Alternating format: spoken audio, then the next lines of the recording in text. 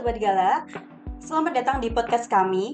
Hari ini kita akan membahas tentang topik yang sangat menarik dan penting nih, yaitu peran kampus dalam meningkatkan kesadaran hak asasi manusia di kalangan mahasiswa bersama saya Sinta Andriana. Dan saya Alfarezi. Hari ini kita kedatangan narasumber keren yang memang punya pengalaman di bidang ini. Untuk narasumbernya yaitu Prof. Profesor Trian. Trianto. Selamat Selamat datang, datang, Prof. Prof. Terima kasih Mbak Bagaimana, Sinta dan Mas Al. Iya. Bagaimana kabarnya, Prof? Alhamdulillah baik. Apa kabar kalian? Alhamdulillah. juga baik. Sehat semua ya? Sebelumnya, terima kasih kepada Prof. Tri yang telah datang dan meluangkan waktunya untuk dapat berbagi pendapat dan juga berdiskusi dengan kami tentang peran kampus dalam meningkatkan kesadaran hak asasi manusia di kalangan mahasiswa.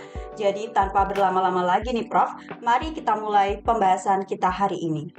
Baik, mungkin kita bisa mulai dari gambaran besarnya dulu ya, Prof. Kita kan tahu ya bahwa kesadaran HAM itu sangat penting, khususnya di lingkungan kampus, karena itu kan lingkungan terdekat kita ya, Prof. Nah, dari sudut pandang Prof. Tri sendiri, apa sih peran utama akademisi kampus dalam mensosialisasikan hak asasi manusia di lingkungan kampus? Ya, sobat segala sekalian. Jadi kampus itu atau akademisi setidaknya punya dua peran ya dalam pengembangan HAM. Yang pertama yaitu pemberian knowledge atau pengetahuan pada para mahasiswa dan juga semua sivitas. Dan kedua harus memberi contoh. Baik. Tidak mungkin para dosen hanya memberi pengetahuan saja tanpa memberi contoh bagaimana menghormati dan menghargai hak asasi manusia. Jadi saya kira peran utamanya. Menarik ya, Prof, tentang peran utama kampus ini. Kalau kita lihat dari sudut pandang yang lebih luas lagi nih, Prof, kenapa sih kampus ini perlu terlibat aktif dalam sosialisasi HAM, khususnya buat mahasiswa? Seberapa penting sih peran kampus ini sebagai tempat pembentukan karakter dalam meningkatkan kesadaran HAM di kalangan mahasiswa itu, Prof? Sangat penting ya, karena mahasiswa itu adalah agent of change ya. Jadi adalah agen perubahan. Jadi kalau sang agen harus dibekali dengan pengetahuan dan keterampilan dan juga sikap HAM yang bagus ya. Dan sehingga perannya sangat strategis, maka kampus sebagai juga center of excellence harus membekali mahasiswanya dengan pengetahuan hak asasi manusia ya. Jadi hak asasi manusia ini lintas bidang ya. Jadi apapun bidang Anda, mau sains, eksak, sosial, kehutanan, peternakan, semua harus memahami hak asasi manusia. Baik, Prof. Jadi itu kampus memang punya peran besar ya, Prof, dalam Sangat besar. meningkatkan kesadaran HAM. Terutama dengan melibatkan dosen dan mahasiswa dalam upaya membangun kesadaran HAM itu sendiri. Nah, menurut Prof. Tri sendiri, kegiatan apa yang paling efektif dilakukan di kampus untuk mendekatkan mahasiswa dengan isu-isu hak asasi manusia? Nah, ini pertanyaan bagus ya. Sebenarnya kegiatan banyak ya, tapi setidaknya ada dua hal ya. Pertama tentu saja advokasi. Jadi eh, mahasiswa ini harus mulai latihan advokasi ya. Jadi bagaimana mahasiswa itu ikut membela eh, isu-isu hak asasi manusia. Misalnya terjadi pelanggaran hak asasi manusia atau terjadi kelemahan penerapan hak asasi manusia, mahasiswa harus di garda terdepan dalam membela hak asasi manusia ya, baik dengan suaranya maupun dengan tindakannya. Nah, kalau perlu dengan demonstrasi ya. Beberapa hari terakhir atau beberapa bulan terakhir saya lihat masih banyak terjun ke jalan untuk membela hak rakyat ya, dalam politik demokrasi. Itu sangat bagus. Dan yang kedua dengan cara yang agak soft mungkin dengan pengabdian pada masyarakat. Baik mahasiswa sendiri maupun terlibat aktif bersama dosen. Dosen punya kegiatan pengabdian masyarakat dan itu dosen dan mahasiswa bisa berkolaborasi untuk terjun ke masyarakat, mensosialisasikan maupun mempromosikan nilai-nilai hak asasi manusia kepada masyarakat. Kalau boleh spesifik lagi nih, Prof, ke UNS. Menurut Profesor Tri sendiri, apakah UNS ini sudah cukup aktif dalam mensosialisasikan HAM? Mungkin ada contoh implementasinya juga yang bisa dibagikan, Prof? Ya, secara idealis UNS mendeklar sebagai kampus pelopor dan benteng Pancasila. Itu adalah salah satu wujud komitmen terhadap hak asasi manusia, khususnya keragaman, kebebasan beribadah dan berkeyakinan itu terwujud atau terimplementasi di UNS ini ya. Di UNS memberikan 6 tempat ibadah untuk masing-masing agama. Jadi itu adalah wujud pengakuan dan penghormatan atau pemenuhan hak-hak mahasiswa dalam beragama. Jadi dan juga yang kedua, UNS ini berusaha untuk memenuhi layanan disabilitas ya. Ya meskipun masih banyak kekurangan, tapi UNS sudah mulai komitmen untuk menambah layanan terhadap disabilitas. Baik, Prof. Lalu dari Prof Tri sendiri, apakah sudah ada kegiatan tertentu terkait sosialisasi hak asasi manusia di kampus, di mana Prof Tri terlibat langsung di dalamnya? Ya, tentu saja sebagai dosen itu saya sudah hampir 20 tahun ya mengajar hak asasi manusia. Jadi saya sebagai dosen baru tahun 2005 atau 2006 itu sudah langsung mengampu hak asasi manusia. Jadi saya sudah cukup kenyang lah dengan hak asasi manusia. Sebagai dosen, saya memberikan pengetahuan, memberikan contoh, memberikan eh, apa ya eh, kebebasan pada mahasiswa untuk menyampaikan pendapat. Jadi inti di kelas itu memberikan freedom of speech, itu bagian dari pemenuhan hak asasi manusia. Dan ketika saya pernah menjadi wakil dekan 3, saya juga selalu mempromosikan hak asasi manusia terutama dalam disabilitas ya. Jadi Anda lihat beberapa sekarang prodi-prodi mempunyai di FKIP terutama yang mempunyai apa itu huruf braille di setiap dan juga public space. Pelan kita kasih guiding block untuk tunanetra dan juga ada lift juga di gedung E yang di sana ada banyak anak disabilitas. Jadi itu yang saya lakukan selama ini. Banyak juga ya ternyata pengalaman dari Profesor Tri ini terkait Ya. sosialisasi HAM. Kalau kita bicara soal kurikulum nih, Prof. Kampus sekarang ini kan kurikulumnya kan kurikulum merdeka ya. Jadi sebenarnya apakah kurikulum ini sudah cukup dalam memberikan pemahaman soal HAM kepada mahasiswa atau mungkin menurut Profesor sendiri perlu ditambahkan atau dikembangkan nih, Prof? Sebenarnya kurikulum itu kan salah satu tool saja ya. Jadi semua nanti dikembalikan ke dosennya. Jadi bagaimana dosen bisa meng-create pembelajaran untuk mempromosikan hak asasi manusia ya, terutama praktek-praktek advokasi itu perlu terus kita gaungkan karena hak asasi manusia ini kalau tidak dilakukan advokasi sering terjadi pelemahan ya, baik sengaja maupun tidak sengaja. Jadi mahasiswa harus terlibat aktif dalam advokasi, tidak harus turun ke jalan. Dengan podcast seperti ini bagian dari mempromosikan hak asasi manusia ya. Ini turun ke jalan, jadi kita share itu sangat penting praktek advokasi. Itu perlu terus kita perkuat lah acara-acara seperti ini. Baik, Prof. Lalu dari Prof Tri sendiri, tantangan apa saja sih yang sering Prof Tri temui ketika mencoba mengintegrasikan isu hak asasi manusia ke dalam kegiatan akademik atau perkuliahan? Nah, ini pertanyaan menarik. Apa tantangannya? Ya, saya melihat tantangan itu terutama justru dari kesadaran kita, kesadaran sivitas. Belum semua anggota sivitas itu memahami arti penting hak asasi manusia ya. Seringkali dia melihat hanya HAM itu sebagai isu kecil, padahal dia isu universal, isu internasional. Misalnya tentang pendidikan inklusi ya. Dulu ketika pendidikan inklusi itu diterapkan masih ada kontroversi ya. Jadi orang melihat inklusi itu hanya soal misal anak berkebutuhan khusus ya. Padahal bukan itu pesannya, tidak hanya itu. Pesannya itu adalah bagaimana memastikan pemenuhan hak atas pendidikan. Gitu. Ada yang bertanya, di sini kita kan tidak banyak anak disabilitas. Bukan, ya itu salah satunya ya. Tapi pesan besarnya itu adalah bagaimana kita membawa pesan equality ya, kesetaraan untuk semua itu. Nah itu bisa merembet ke bidang yang lain gitu. Ada juga pernah ada kontroversi misalnya pernah ketika saya menjabat sebagai pimpinan saya pasang guiding block untuk tunanetra. Untuk apa dipasang tunanetra? Wong tidak ada anak tunanetra di sini misalnya. Loh, bukan soal itu, ini soal message ya. Kita mengirim pesan ke dunia bahwa kita ini menghormati asasi manusia. Bahwa tidak pernah dipakai itu urusan lain. Tapi message-nya jelas, kita nilai-nilai yang kita anut itu adalah kesetaraan. Jadi kalau Anda melihat guiding block yang di taman-taman yang di belakang itu, mungkin tidak pernah dipakai kan? Bukan itu soalnya. Ini message ke dunia bahwa ini value yang kita anut. Value kita itu anti diskriminasi, menghormati hak asasi manusia. Jadi value-nya bukan fisiknya. Kalau fisiknya bisa dicopot dengan mudah. Mungkin tidak ada yang pakai, tapi value-nya itu yang kita promosikan. Itu ya. Ya, memang kenyataannya ada tantangan ya, Prof. Mm. Dan itu memang nggak mudah untuk diatasi. Apalagi kalau ada mahasiswa yang mungkin punya pandangan yang berbeda tentang HAM ini, Prof. Kalau menurut Profesor sendiri nih, bagaimana cara kampus bisa mengelola perbedaan tersebut supaya diskusi bisa tetap berjalan dan juga terbuka untuk semua orang, Prof. Ya, dengan meningkatkan kesadaran kita ya, bahwa kita ini kan di dunia akademik ini kan harus punya kesadaran tinggi terhadap perbedaan. Jadi saya selalu mempromosikan non-diskriminatif ini kan universal principles ya. Jadi dimanapun kita bekerja, dimanapun kita berada, bahwa kita harus selalu menjunjung tinggi prinsip-prinsip ini dengan kita kan dari beraneka macam suku, agama, ras, etnis ya. Tapi dengan kita menjunjung tinggi prinsip kesetaraan, non-diskriminatif, itu kita bisa nyambung.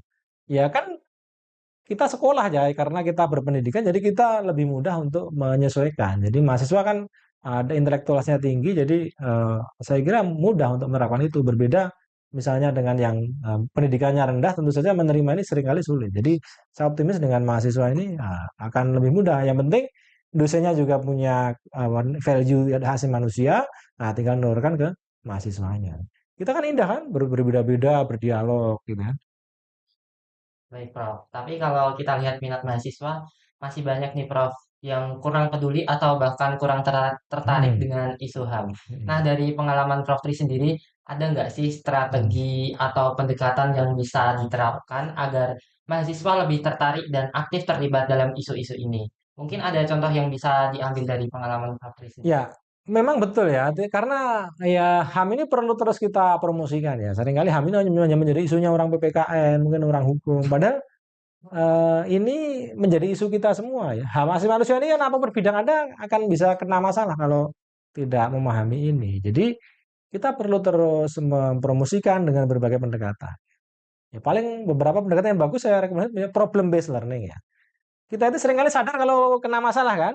Misalnya, Iya. kalau kita itu harus menampilkan banyak masalah tentang asasi manusia, misalnya soal kebebasan berbicara, kebebasan berpendapat, hak pilih, ya, atau perlakuan-perlakuan atau mungkin tindakan-tindakan negara yang bertentangan dengan asasi manusia. Jadi harus di, disampaikan problem-problem yang itu yang bisa kena terhadap semua saja. Misalnya persamaan di depan hukum, yang diskriminasi itu kan semua orang bisa kena. Nah itu harus kita terus tampilkan problem based learning ini agar masih tahu lah ini bisa menimpa saja loh ya. Jadi harus kita agar kita sadar.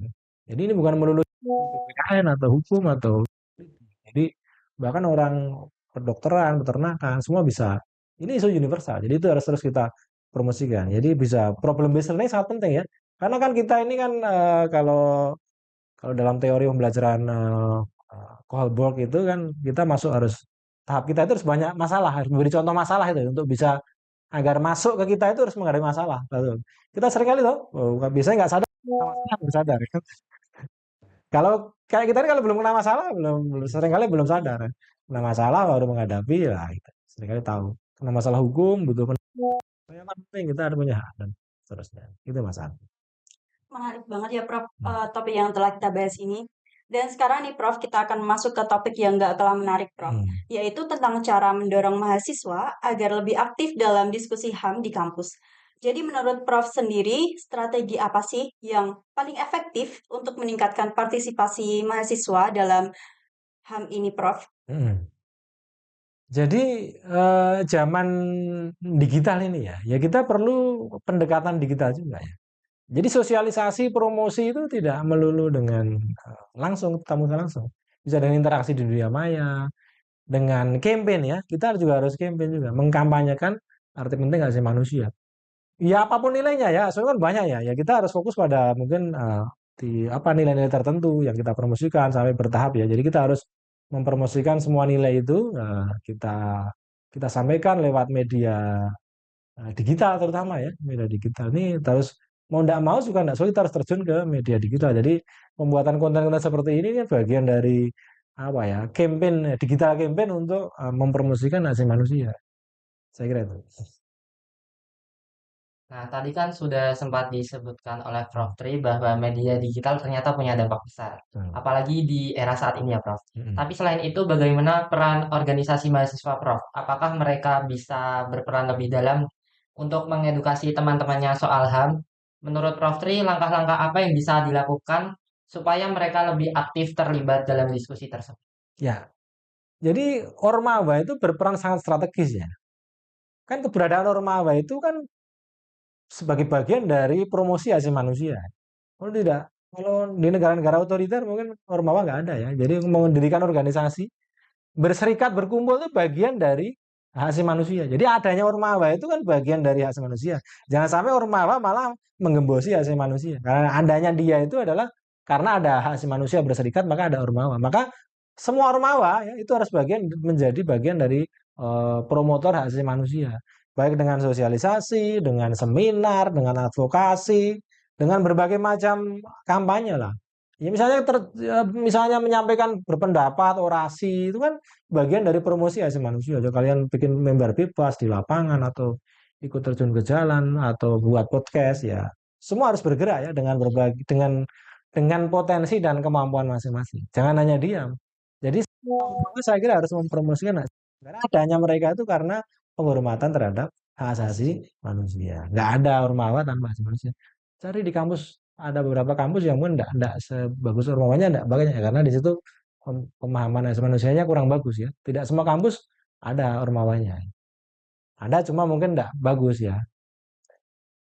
Setuju nih Prof, terkait pendapat Profesor tadi, yaitu organisasi mahasiswa itu bisa menjadi hubung yang keren antara mahasiswa dan juga isu-isu HAM.